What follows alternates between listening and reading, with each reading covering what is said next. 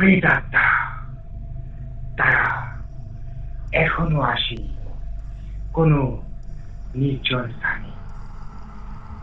নির্জন স্থান দেখলেই তারা সেখানে আসে।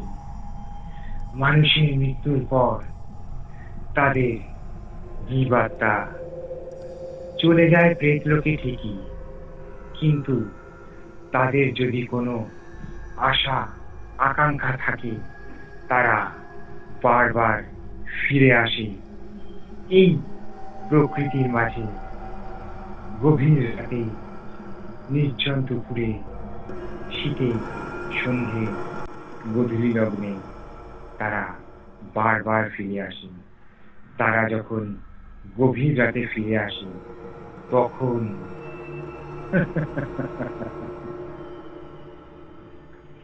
ফিয়ার ব্লক অনুভবে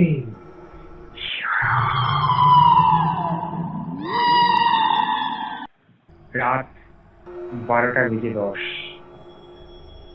ক্যাব ড্রাইভার একজনের বাড়িতে এসে দাঁড়ালো। সেই বাড়ির লোককে কলকাতার বাড়িতে নিয়ে যাওয়ার জন্য। কিন্তু হঠাৎ করে সে কিছু একটা দেখে গাড়ির ভেতরে বসে ঠকঠক করে কাঁপতে লাগলো। সেই ভরা শীতে, ডিসেম্বর মাসে মাঝামাঝি সময়, গাড়ির ভেতরে বসে ড্রাইভার ঠকঠক করে কাঁপছে ভয়ে, আর দরদর করে ঘাম বেরোচ্ছে তার শরীর দিয়ে। একটা মেন্টাল ট্রমার মধ্যে সে গাড়ির মধ্যে নিস্তব্ধভাবে বসে আছে। নমস্কার বন্ধুরা, ফিয়ার ব্লকে আপনাদের স্বাগত। আমি রূপম চক্রবর্তী, সঙ্গে সাউন্ডে আছে সমীরণ রয়। এখানে বলে রাখি, আমাদের কাছে ঘটনা পাঠাতে গেলে কিভাবে পাঠাতে হবে। আমাদের মেল আইডি রয়েছে saptorshi699@gmail.com। আমাদের হোয়াটসঅ্যাপ নম্বর রয়েছে 9635493476। এখানে আপনারা আপনাদের জীবনে ঘটে যাওয়া সত্যি ঘটনা লিখে পাঠিয়ে দিতে পারেন। আমাদের ফেসবুক পেজও রয়েছে, যেখানে আপনারা ফিয়ার স্পেস প্লেস ব্লগ লিখলেই আমাদের সঙ্গে আপনারা যোগাযোগ করতে পারবেন। ডেসক্রিপশন বক্সে সমস্ত লিঙ্ক দেওয়া রয়েছে। তো শুরু করছি ফিয়ার ব্লগ। আমাকে যে ঘটনাটা হোয়াটসঅ্যাপে লিখে পাঠিয়েছে তার নাম রিয়া চৌধুরী। তার সঙ্গে এবং তার পরিবারের সঙ্গে, মানে পিসির সঙ্গে ঘটে যায় একটা প্যারানর্মাল অ্যাক্টিভিটি, খুব ভয়ানক। এখন রাত 2:30। আমি স্টুডিওতে বসেছি ঘটনা রেকর্ডিং করতে, আপনাদের কাছে ঘটনা দেব বলে, আপনাদের সঙ্গে ঘটনা শেয়ার করব বলে। রিয়া চৌধুরী আমাকেও লিখে পাঠিয়েছে যে দাদা, আমার জীবনের ঘটনা, আমার পিসির সঙ্গে ঘটে যাওয়া ঘটনা আমি আজকে তোমার সঙ্গে শেয়ার করছি। এখানে আগে বলে রাখি, রিয়া চৌধুরীর যে বাবা, উনি ক্যান্সার আক্রান্ত হয়ে মারা গেছিলেন 4-5 বছর আগের ঘটনা। উনি মারা গেছেন, তার 2 মাস পরে ওনার যে ঠাকুমা, সেও মারা গেছে। রোগে আক্রান্ত ছিল, ভুগছিলেন, উনিও মারা গেলেন। একদিন রাত্রিবেলা ও খাওয়া দাওয়া হয়ে গেছে, ও বাইরে বেরিয়েছে, গেটে তালা দেয়নি। ও বাবা যখন জীবিত ছিল তখন খাওয়া দাওয়ার পরে ওর বাবা বেরোতো বাইরে, বেরিয়ে গেটে তালা দিত এবং বাড়ির চতুর্দিক দেখে এসে তারপরে শুতো। ওর বাবা যেহেতু মারা গেছে, সেহেতু এই কাজটা এখন ও নিজে করে। ও গেটে তালা দিল, তালা দিয়ে বাড়ির চতুর্দিক দেখে যে বাড়ির পেছন দিকে গেল, একটা আধো আলো ছায়ায় দেখতে পাচ্ছে একজন মহিলা বসে আছে আসন করে বাড়ির পেছন দিকটায়। চারিদিক শুনশান, অন্ধকারে আচ্ছন্ন। শুধু যেখানে অবয়বটা আছে সেখানে যেন আলো আঁধারে খেলা চলছে। সে পরিষ্কার দেখছে, মানে রিয়া পরিষ্কার দেখছে একজন সাদা শাড়ি পরা কদাকার দেখতে একজন মহিলা বসে আছে। আকারটা অনেকটা ওর ঠাকুমার মতো। আলুথালু চুল, হাতগুলো টান টান হয়ে সোজা নেমে এসছে মাটি পর্যন্ত। সে যেন আগ্রাসী মনোভাব নিয়ে তার নাতনি মানে রিয়াকে ডাকছে। আসলে রিয়াকে খুব ভালোবাসতো তো, নিজের নাতনি বলে দেখতো না, নিজের মেয়ে বলে দেখতো। তাই জন্যই বোধহয় সে ফিরে এসছে। কিন্তু রিয়া ওখানে দাঁড়িয়ে ভাবছে যে ঠাকুমা তো বেঁচে আছে, তাহলে ঠাকুমা এখানে আসবে কোথা থেকে? তিনি তাহলে কে? তাও ও এই চিন্তা করেই আবারও যে অভয়াচল দিকে তাকালো, ও আর সহ্য করতে না পেরে দৌড়ে ঘরে চলে এসে চুপচাপ বিছানার মধ্যে শুয়ে পড়ল। রাত তখন 12:20। কানের সামনে ফোন, টিং টিং শব্দ করে ফোনটা বেজে উঠল। ঘড়ির দিকে তাকিয়ে দেখলো 12:20। ও ভাবছে ফোন ধরবে কি ধরবে না, কে ফোন করতে পারে এত রাতে। হঠাৎ করে ওর মনে হলো, আরে ঠাকুমা তো অসুস্থ খুব, ঠাকুমারও তো কোনো খবর আসতে পারে।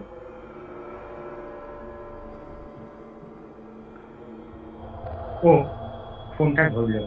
হ্যালো। ওপার থেকে একটা কান্নার গলা ভেসে আসলো, যে গলাটা ও বুঝতে পারলো ওর ছোট পিসির গলা। ঠাকুমা ছোট পিসির বাড়িতেই থাকতেন অসুস্থ অবস্থায়। ওরা থাকে কলকাতাতে। ওর কান্না শুনে রিয়ার বুঝতে বাকি রইল না যে নিশ্চয়ই কোনো খারাপ খবর, হয়তো ঠাকুমা আর নেই। যা ভাবা সেরকমই কথা। কথাটা ছিল এরকম, রিয়া তোর ঠাকুমা আর নেই। ও ভেঙে পড়লো, জিজ্ঞেস করলো, পিসি কখন ঘটলো ঘটনা? পিসি বলল, বেশিক্ষণ হয়নি রে, এই তো রাত 11:05। তাহলে রিয়া ফোন রেখে চিন্তা করতে থাকলো যে আমি তাহলে কাকে দেখলাম?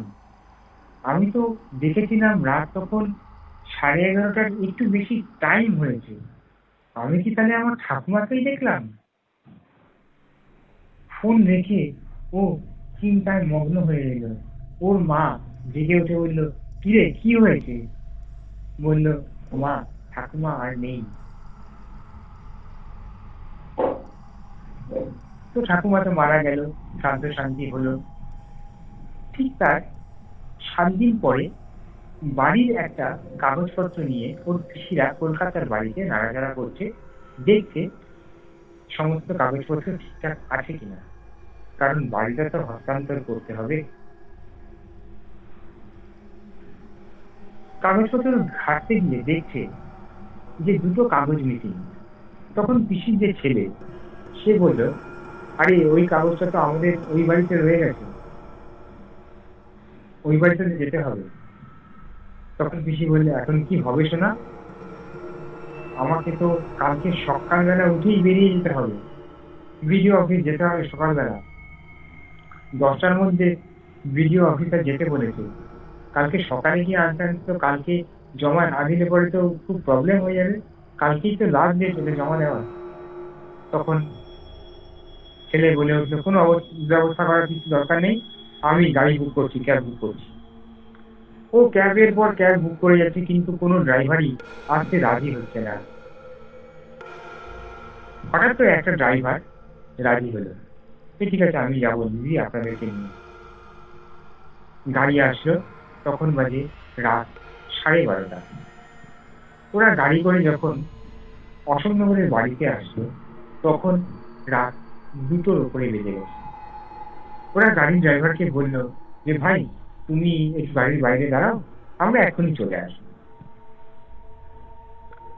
ওরা বাড়িতে ঢুকে কাজ সেরে যখন বাইরে এসে দেখে ড্রাইভার নেই সামনে।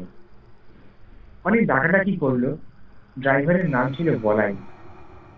অনেক করে রাখলো, বলাই বলাই, অনেক ডেকেছে কিন্তু কোনো সাড়া শব্দ পাচ্ছে না। হঠাৎ করে পিসির যে ছেলে, ছেলে বলছে, এ কি, তুমি গাড়ির ভেতরে কি করছো? তোমাকে তো বাইরে দাঁড়াতে বললাম। গাড়ির ড্রাইভার কাঁপতে কাঁপতে গাড়ির দরজা খুলে বেরোলো। দেখছে চতুর্দিকে ড্রাইভার কেমন যেন ভাবে তাকাচ্ছে। তখন পিসির ছেলে বলল, কি হয়েছে, তুমি এরকম করছো কেন? বলছে, দাদা আমি এখানে এক মুহূর্তে দাঁড়াবো না, শিগগিরই গাড়িতে উঠুন, আমি এখান থেকে চলে যাব, আমি এখানে এখানে থাকবো না, এই মুহূর্তে আমি চলে যাব, এরকম জানলে আমি আসতাম না এত রাতে আপনাদেরকে নিয়ে। চারিদিক শুনশান, শীতের রাত, ডিসেম্বর মাসে ডিসেম্বর মাসের মাঝামাঝি সময়, সেই অবস্থায় চারিদিক কুয়াশা ঘেরা চাদরে মোড়া, ওই অবস্থায় ও ঠকঠক করে কাঁপছে, আর শরীর দিয়ে প্রচন্ড পরিমাণে ঘাম বেরোচ্ছে, এবং একটা মেন্টাল ট্রমার মধ্যে অসংলগ্ন কথা বলছে ড্রাইভার। ওরা সঙ্গে সঙ্গে গাড়িতে উঠলো, গাড়িতে উঠে গাড়ি নিয়ে ওরা রওনা দিল। যখন গাড়ি মাঝ রাস্তায় পৌঁছেছে, হাইওয়ে, কলকাতা যাচ্ছে, হাইওয়ে রাস্তায় একটা কুকুর বিড়াল নেই। চারিদিক ধোঁয়াশায় কুয়াশায় আচ্ছন্ন, কোনো দিকে কোনো আওয়াজ নেই। রাস্তা যেন স্বপ্নপুরীতে ডুবে আছে। রাস্তার স্ট্রিট লাইট গুলো জ্বলছে। অন্ধকার রাত, শীতের বাতাবরণ, হালকা শীতের আমেজে যেন গাড়ির ভেতর কাঁপুনি ধরিয়ে দিচ্ছে। এটাই তো প্রেতাত্মাদের সময়। প্রেতাত্মারা তো এইরকমই নির্জন স্থান খোঁজে। ড্রাইভার গাড়ি চালাচ্ছে আর ভাবছে সেই বাড়ির সামনে, গেটের সামনে ও কি দেখলো, ওর পথ আটকে কারা দাঁড়িয়েছিল। হঠাৎ করে এই ভাবতে ভাবতে গাড়ি একটা বীভৎস জার্কিং হলো, সামনের চাকাটা 1 ইঞ্চি উঠে আবার রাস্তার মধ্যে পড়লো। মানে গাড়ি উল্টে যাওয়ার উপক্রম হয়েছিল। মনে হলো যেন সামনে কেউ গাড়িতে ধাক্কা দিল সজোরে। ওরা কেঁপে উঠলো। কোনো রকমে সামনে গাড়ি নিয়ে আরো স্পিডে ড্রাইভার চালিয়ে কলকাতার বাড়ির সামনে গিয়ে দাঁড়ালো। কিন্তু ড্রাইভার মেন্টাল ট্রমার মধ্যে। তখন পিসির ছেলে গাড়ি থেকে নেমে জিজ্ঞেস করলো, তুমি এরকম করছো কেন? তোমাকে দেখে বোঝা যাচ্ছে একটা মেন্টাল ট্রমার মধ্যে তুমি আছো। তখন বাজে রাত 4টে, শেষ রাত। গাড়ির ড্রাইভার যখন বলল, কথাটা ছিল এরকম, যা শুনে পিসি এবং পিসির ছেলে দ্বারা দিয়ে ঠান্ডা শিহরণ খেলে গেল। ফার্স্টে বলে উঠল ড্রাইভার, আপনাদের বাড়িতে কোনো প্যারানর্মাল অ্যাক্টিভিটি ঘটে? ওরা কেঁপে উঠল, প্যারানর্মাল অ্যাক্টিভিটি? সে তো ভৌতিক ব্যাপার, আমাদের বাড়িতে প্যারানর্মাল অ্যাক্টিভিটি? ওই না তো, এরকম তো কোনো ব্যাপার আমরা বুঝিনি। বলছে, না ঘটে, আমি দেখেছি। তখন ওরা জিজ্ঞেস করাতে ড্রাইভার যা বলল, ওদের সারা শরীর দিয়ে ঠান্ডা শিহরণ খেলে গেল। বলল, আমি গাড়ির সামনে দাঁড়ানো, হঠাৎ করে দেখছি আমার সামনে একটা লোকের অবয়ব যেন আমাকে ধরতে আসছে। আমি দুপা করে পেছনে সরছি। পেছনে সরতে সরতে হঠাৎ করে পেছনে তাকিয়ে দেখি একটা মহিলার অবয়ব, আলুথালু চুল, সাদা শাড়ি পরা, যেন আমার পথ আটকে দাঁড়িয়ে আছে। আমি দিগ্বিদিক জ্ঞানশূন্য হয়ে যদি কি করব বুঝতে পারছিলাম না। আমি গাড়ির ভেতরে ভয়ে থকথক করে কাঁপছি। আর এইরকম শীতে আমার শরীর দিয়ে ঘাম বেরোচ্ছে। আমার টাকাটা মিটিয়ে দিন প্লিজ তাড়াতাড়ি। আমি বাড়ি চলে যাব। আমি আর থাকতে পারছি না। আমার কেমন যেন লাগছে শরীরটা। তো ওরা সঙ্গে সঙ্গে টাকা মিটিয়ে দিল। ওরা একটু চিন্তায় পড়লো যে এটা কেন হলো? এরকম তো হওয়ার কথা না। সবই তো ঠিকঠাক মতন ছিল। তো সেই কথা সবাই ভুলে গেছে। বেশ কিছুদিন পর এই আহ, 25-30 দিন পর, প্রায় 1 মাস বলতে গেলে, রিয়া ঘরে বসে আছে। ঘরে বসে আছে মানে রাত হয়েছে, রাত 11টার সময় ওরা খেয়ে দিয়ে খাওয়া দাওয়া হয়ে গেছে। চুপচাপ ঘরের মধ্যে বসে আছে ও। আর ওর পাশে ওর মা ঘুমিয়ে পড়েছে। এই সময় হঠাৎ করে একটা ঘড়ি ছিল ওদের, সেই ঘড়িটা ঢং ঢং ঢং আওয়াজ করে জানিয়ে দিতে থাকে রাত 12টা। ঘড়ির দিকে তাকিয়ে ও ভাবল যে না, এখন ঘুমাতে হবে। ঠিক সেই সময়ই হঠাৎ করে ওর মনের মধ্যে ওর বাবার স্মৃতি ভিড় করে আসতে লাগলো। বাবার সঙ্গে ও কি করতো না করতো, বাবা তো না, যেন প্রথম ফ্রেন্ড। এমন কোনো কথা ছিল না ও ওর বাবার সঙ্গে শেয়ার করতো না। সেই সব কথা, খুশির দিনগুলো ওর মনে ভিড় করে আসতে লাগলো। আর চোখ দিয়ে টস টস করে জল পড়ছে। ওর ঘুম উধাও হয়ে গেল। হঠাৎ করে ও শুনতে পাচ্ছে জানলার মধ্যে একটা ঠক ঠক আওয়াজ। ও চমকে উঠে জানলার দিকে তাকালো। জানলার দিকে তাকিয়ে আটকে উঠলো। দেখছে ওর বাবা জানলার সামনে করুণ দৃষ্টিতে ওর দিকে তাকিয়ে আছে, স্নেহ ভরা চোখে। বাবা বলে ডাকবে না কি করবে বুঝতে পারছে না। ওর বুক আকুলি বিকুলি করে উঠলো ওর বাবাকে দেখে। মনে হচ্ছে যেন জড়িয়ে গিয়ে ধরি, কিন্তু সেই উপায় নেই। এখানে বলে রাখি, ওদের বাড়িতে ওরা যে ঘরে শুতো সেই ঘরে শ্রী অরবিন্দের ফটো ছিল, এবং ওদের আরাধ্য শ্রী মা ডাকে ওরা, তাদের ওনাদের ফটো ছিল। হঠাৎ করে দেখছে ওর বাবার ছবি উঠছে, অর্থাৎ একটা সজোরে হাওয়া যেন ওর বাবাকে জানলার থেকে সরিয়ে নিয়ে যেতে চাইছে, যেন দাঁড়াতে দিচ্ছে না। হাওয়ার মারাত্মক গতিবেগ। সেই হাওয়ায় ওর বাবা জানলার সামনে থেকে হঠাৎ করে সেই হাওয়ায় মিলিয়ে গেল। মিলিয়ে যাওয়ার পরে একটা কথা ওর কানে ভেসে আসলো, রিয়া, দুঃখ পাস না।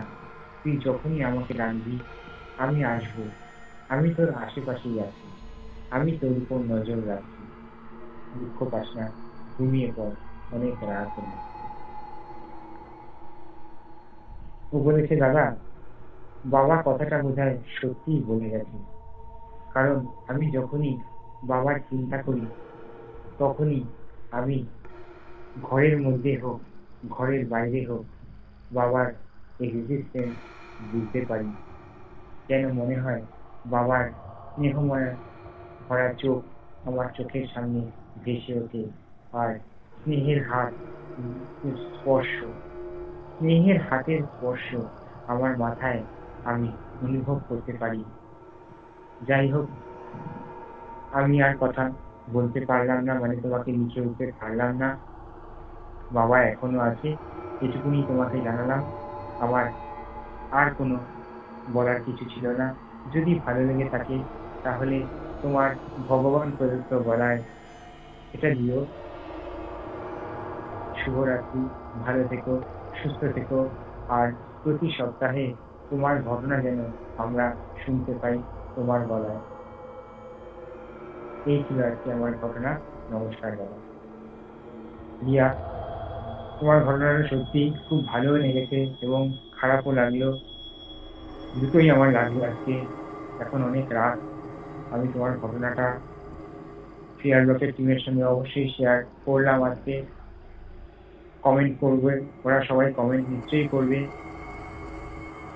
এবার আমি টিমকে বলছি, আমার ফেয়ার লকের ফ্যামিলির কাছে বলছি, তোমরা এই ঘটনাটা শুনে তোমাদের কেমন লাগলো জানিয়ে দিও, সাবস্ক্রাইব করে দিও। আরো ভালো ভালো ঘটনা আসবে প্রতি রোববার সন্ধ্যে 6টা থেকে রাত 9টার মধ্যে। তোমরা কে কোথা থেকে শুনছো আমাকে জানিয়ে দিও। প্রতিবার বলি, এবারও আরেকবার বলছি, তোমরা অনেকেই ঘটনা শোনো, কিন্তু তোমরা সাবস্ক্রাইবও করো না, বা লাইকও করো না, কমেন্টও করো না। তাই বলছি, তোমরা প্লিজ সাবস্ক্রাইব করে দিও, তাতে আমাদের পরের ঘটনা শোনার জন্য এনার্জি জাগে।